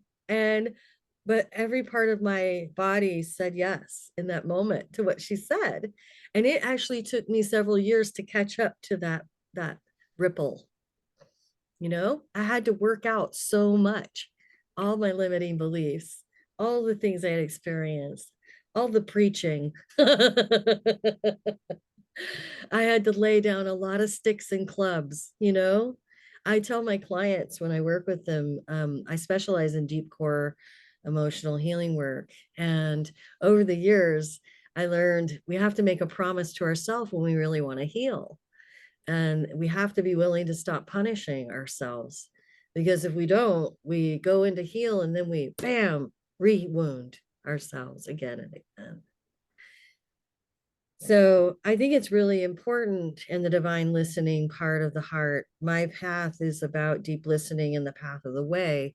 In the Cherokee tradition, we call it the way, and the way is about the heart Everyone has one, and we all have our own perspectives. We also all have our own opinions. And my grandmother, spirit guide, was really strong and started to be the voice. And when I stepped into being a healer, it was she who guided me. It was a she voice. It was a mother. She came in. The first day I became a full-time healer and left my career, I was so excited. I was sitting in my healing room, and all of a sudden, I said to her, I'm here to serve and help you. And she goes, good. Let me tell you the true meaning of the word help. HEL stands for hell and P stands for with people. And if you decide you're going to help someone, you're agreeing to enter into their hell. I don't recommend that. And I remember being in total like, okay, I'm going to get a big schooling right now. And this lesson has stayed with me my whole journey. And it's true the moment she said it, and it's true now and true tomorrow, and it's timeless when true wisdom is given to you. And the mother said, there are 4 types of people that we are to assist to really help. Those who are babies who can't help themselves yet until they grow old enough to do for themselves. Elders for obvious reasons when they can no longer care for themselves. Mentally ill people when they've lost their way and need our support. And people who are handicapped for whatever reason and cannot do for themselves need our assistance. Everyone else, she said, guide and empower them to know their own selves. Guide and assist them. And I got it. It was such a powerful message. And I've gotten to live every part of that story, every piece of it, every definition over the last 32 years. I've helped every form of that story, including being used by people who were really, really challenged. Even this last week, I was working with someone who was very troubled and suicidal. And he pulled on me every day. And I let him. It made me late and behind on all my work. I felt like I'm struggling to keep up with everything this week. And then I realized that I'm saving a life this week. So what? I think when we listen and we follow the heart of the mother, we find our way to the greater self that we're looking for inside of us. We find our way to the service of what matters going on around us. So for me, this gathering of women is so powerful and really important. What she has been telling to me about this time is that we're in a new creation field with the earth and life around us. And the voice of the mothers need each other. And we actually are here to create and invent together. And I know that there are things that we all hold in our own knowing pots. We all have knowledge and wisdom and things we've learned from lifetimes as well as this one. We're all in the dreaming with the ancients and the old, and some of us really ancient and really old souls that are here. Regardless of your flesh body, the surface part of your dwelling is nothing compared to that deep light, that spark that you truly are. When mother told me this last year to help wake up the sparks, I was like, okay.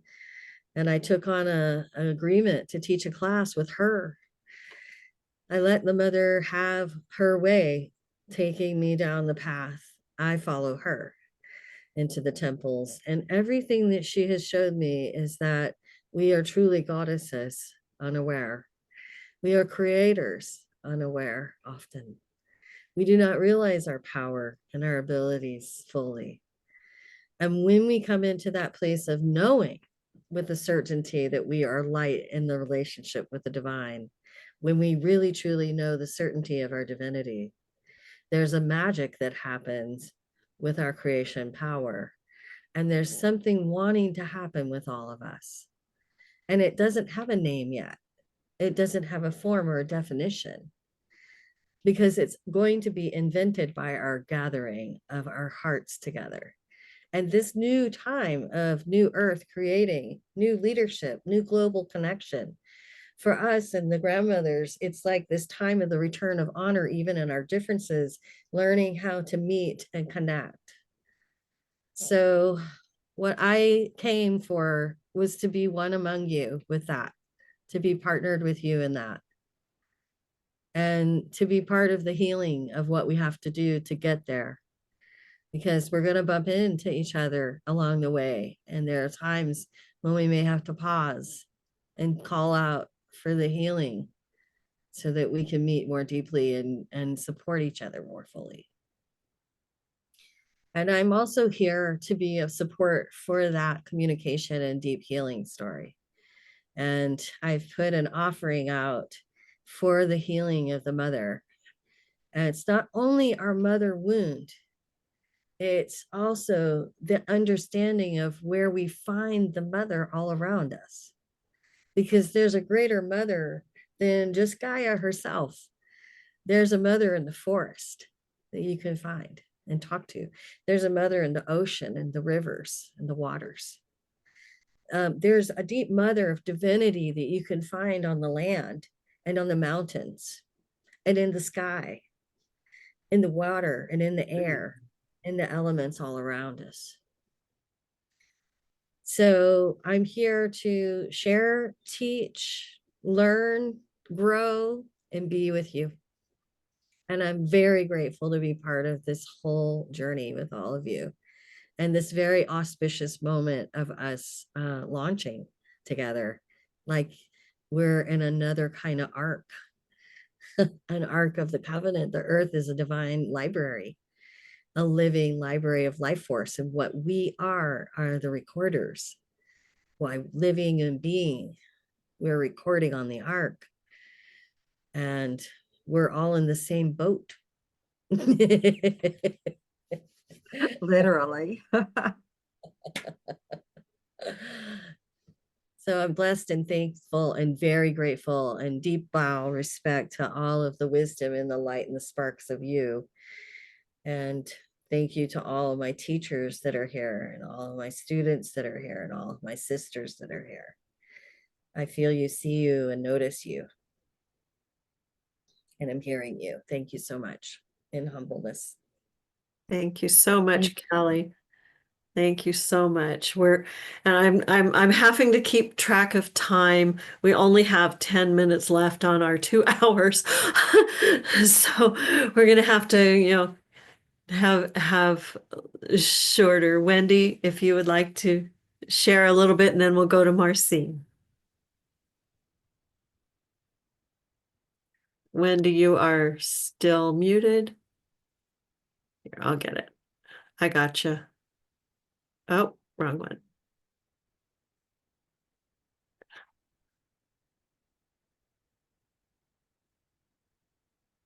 We're not hearing you, Wendy. You're unmuted, but we're not hearing you. No, we're not hearing you. Okay. Well, we are apologize. We tried. Your presence has been with us. We thank you for that. Marcine, love. Marcine Quenzer. Wow. How absolutely incredible and awesome the words that have been spoken this day. You all are such amazing souls. And it's amazing time that we're in. Here I am sitting in my living room, and I now have a new friend in Germany, a new friend in Norway, that if I ever get to go visit these countries, I've got someone that I know and I can trust, that I'm in common with, to guide me and help me with whatever it is that I'm doing there. And I think that is amazing. This couldn't be done 10 years ago, couldn't be done 20 years ago, definitely could not be done at the time when I first became awakened, which was in 87. So I have known Mayanna probably most of that time. We kept bumping into each other. It was kind of like my journey was this way and hers was this way, and yet at the same time going down the same path, if you understand that. We just weren't working together. I think there was a couple of times we tried. I know I walked in on her meditation thing, and here's this glowing light in the middle of everything. And I got this feeling of, I'll admit, jealousy. Yeah, there was some jealousy there because I wanted to go like that. I wanted to be doing what she was doing. So I went off on my other journey, which is a once in a lifetime journey. I will tell you, I am 76. I am a mother of 5. I have 10 grandchildren, and I have 10 great-grandchildren. But my journey took me off in a totally different direction. My journey took me off into the Native American way. I started out doing New Age. I learned how to do healings in the spirit world. My teacher taught me how to see all these things. I learned to channel. I even have a very strong Christian connection, in that one of my friends had died. And when he came back, he was given a mission. And this mission was to take down messages that Creator God and Jesus had for him. And so I spent a year working with him. I did the transcribing. He would do the videos, the audio, and then we would transcribe it. And then this was his mission. That wasn't mine. I've got something else to do. So I went trekking off to Oklahoma. I had met a Native American man.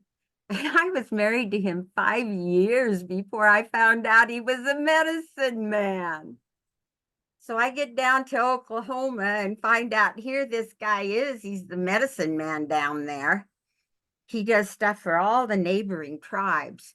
But while I was there, found these incredible stories. And there is a story that I want to share with you, especially the ladies from the US, because I think it has a lot to do with what we're doing right now. And so, let me find my background here. Okay. He was Oneida, which is one of the 5 original nations of the Peace Confederacy. What we are doing has been done on this planet before, over 1,000 years ago. And part of the story that I want to tell you, as you can see here, the Peace Confederacy was comprised of 5 nations, 5 tribes. In the center, you will see the tree or the heart of the Confederacy. This represents the Onondaga. Now, at this time, the story I want to tell you is about the Tadadaho. On each side of that heart were 4 other nations, 2 on one side, 2 on the other side, that had already accepted the Confederacy. But right in the middle was this wicked, wicked sorcerer. He was so evil that everybody was scared to death of him. Everybody was frightened. But there could be no peace as long as he kept this turmoil in the center of the Confederacy. And so they decided they had to do something about this. They had to fix it. But what were they going to do? One of the leaders at this time was a woman. And she suggested that Hiawatha go and make this man a friend. Take the snakes out of his hair and bring him into the Confederacy. Now, what you need to know about Hiawatha is this wicked sorcerer had killed his family, had killed his wife, had killed his daughters. And Hiawatha hated him. Oh, he hated him. And now it was his job to go befriend this man and bring him into the Confederacy? Oh my. But Hiawatha accepted this challenge. he went and he did ceremony and he did prayers, trying to take this hate that he had away. And in time, he began to see the Tadadaho in a different light. He had known the Tadadaho since they were kids. They grew up together in the Onondaga village, and he began to realize that Tadadaho had never had a friend, had never had anyone who loved him, no one. He had been born disfigured, and the whole time, others would make him the butt of the jokes. They would talk down to him. They would call him names until his heart became hard and he had no love for anyone. As it would be, he would grow up to be the great snake chieftain, a sorcerer who knew how to do great powers, but all in darkness. He could make somebody disappear. He could make people crazy. He could do all kinds of things in the dark arts, which is one of the reasons people were so frightened of him. He was also a cannibal. And so once Hiawatha had achieved this peace of mind, this calmness, this ability to care about this great sorcerer, he went off to visit him. Now, this is a strange sight for Tadadaho. He's sitting there and he's seeing Hiawatha come. And he thinks Hiawatha has lost his freaking mind. Nobody comes to visit him unless they are so angry that they want to kill him, or that they've been captured and they're going to be a meal. But here comes Hiawatha. He's not frightened. He's not scared. In fact, he's smiling. He's joking with the warriors that are very roughly bringing him to Tadadaho. He's laughing. He's smiling. There's not a trace of fear in Hiawatha. And so as Hiawatha comes, Adadaro decides that he should hear what he's got to say. And so he dismisses his guards and he listens.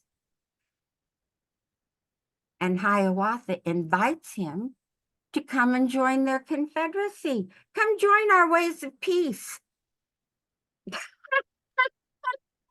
Your ways of peace, that's impossible. The tribes had been fighting among each other for years. They no longer remembered why. You just did it, because that's what you did. You fought with each other, you killed each other. And so this was probably the farthest thought that they had.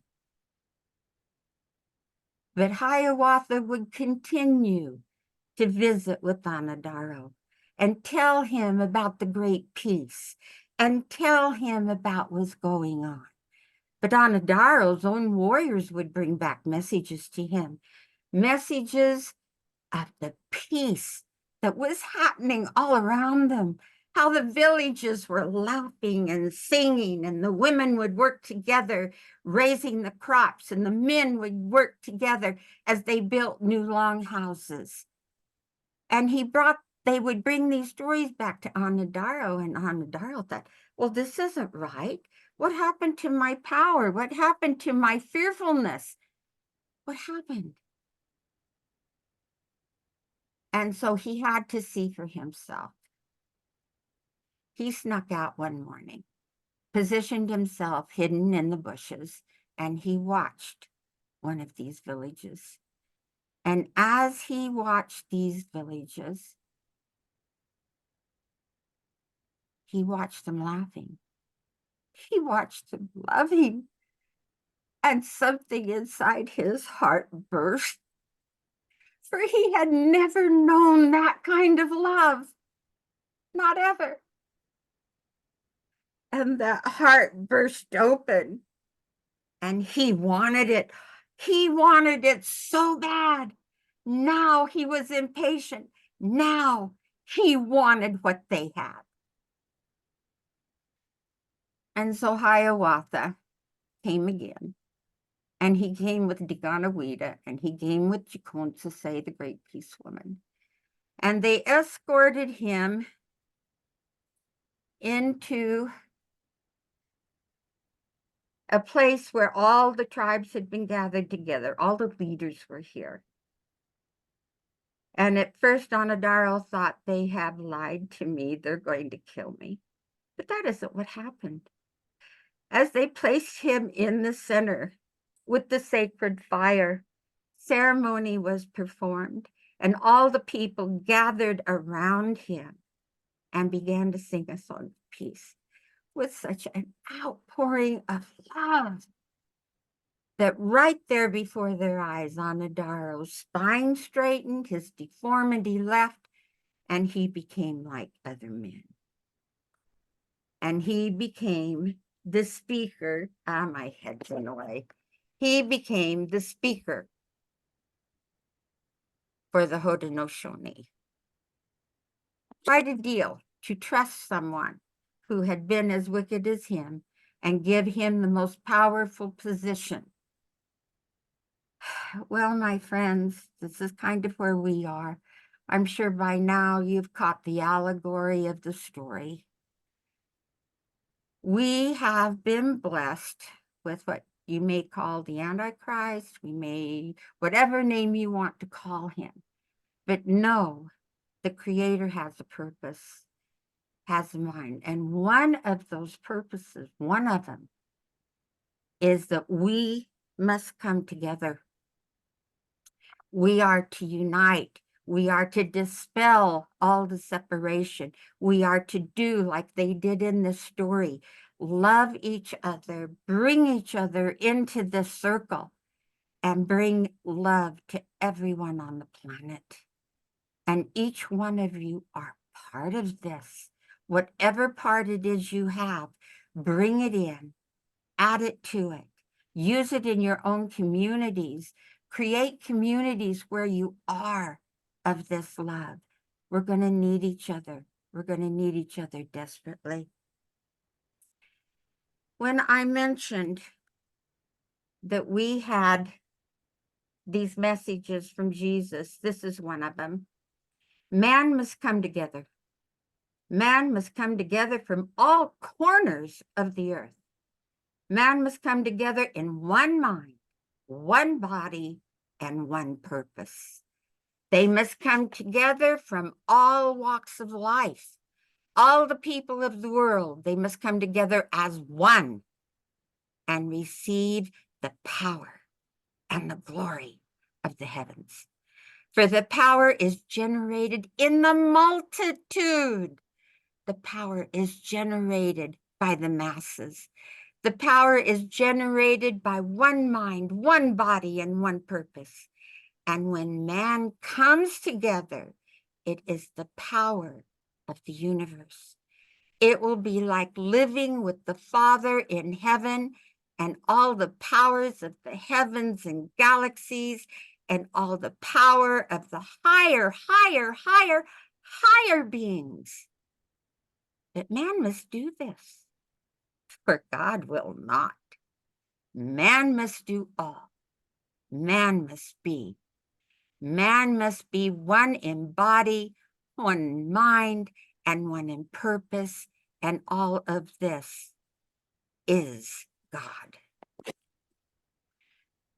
So my challenge to each of us is to pray for the Tadadahos in our lives, pray for the hot Tadadahos in our government, surround them with love, and keep praying for them.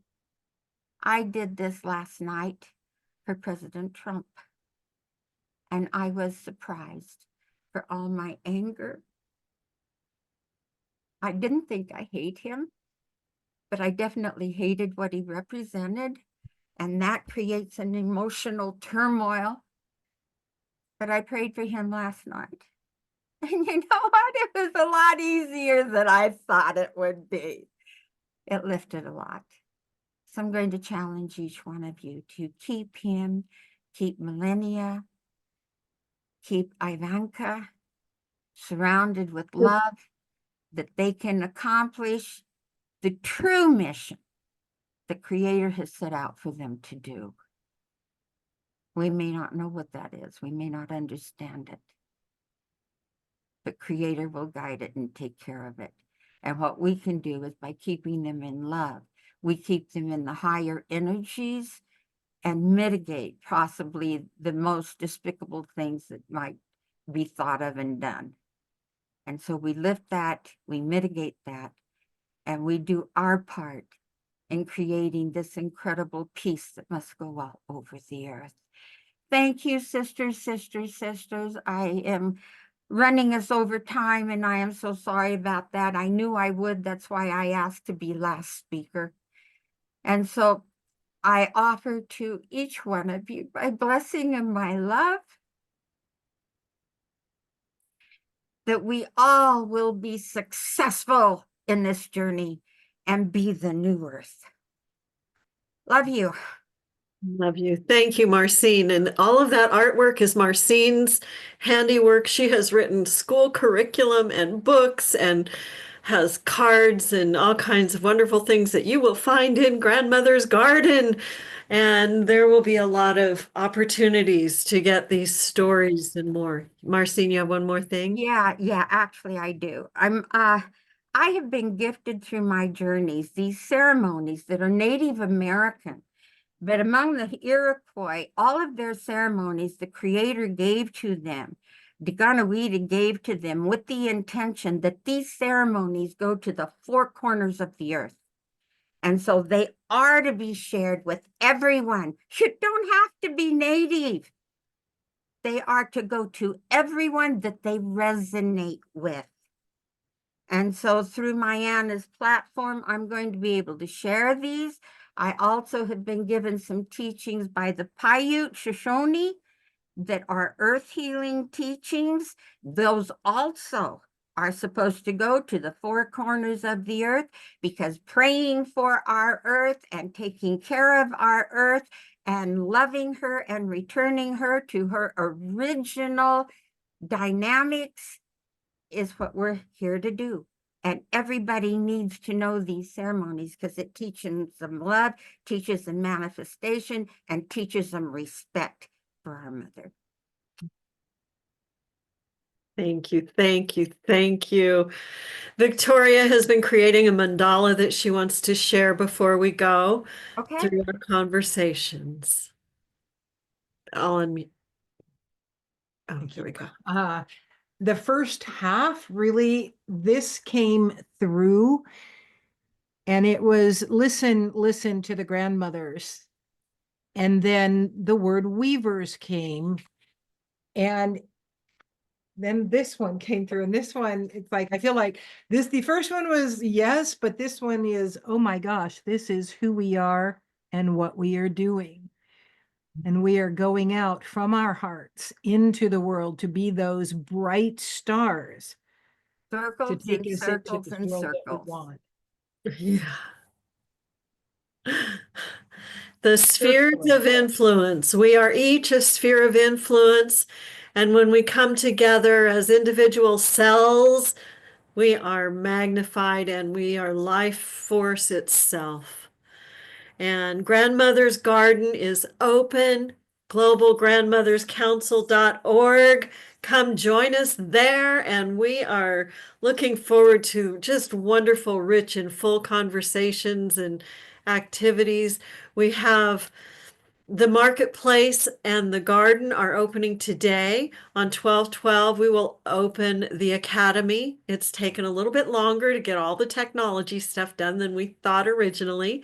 So on 12/12, we'll open the academy. But meanwhile, there are ways to have classes and courses within the grandmother's circle themselves.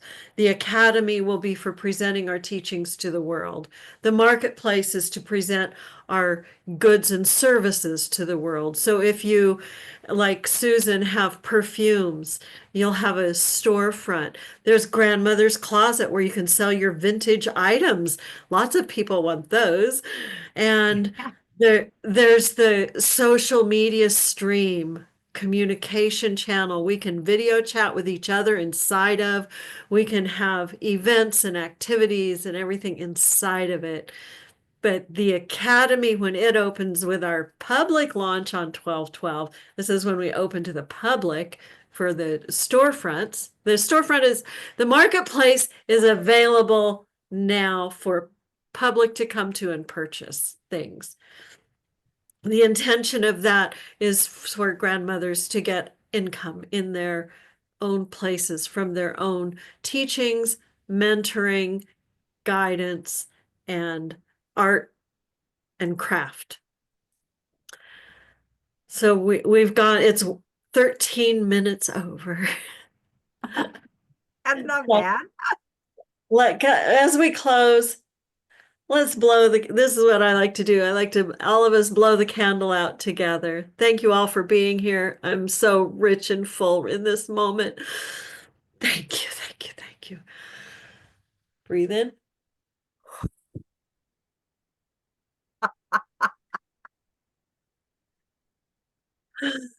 Ah, such joy. Peace and love to us all. Bye, everyone.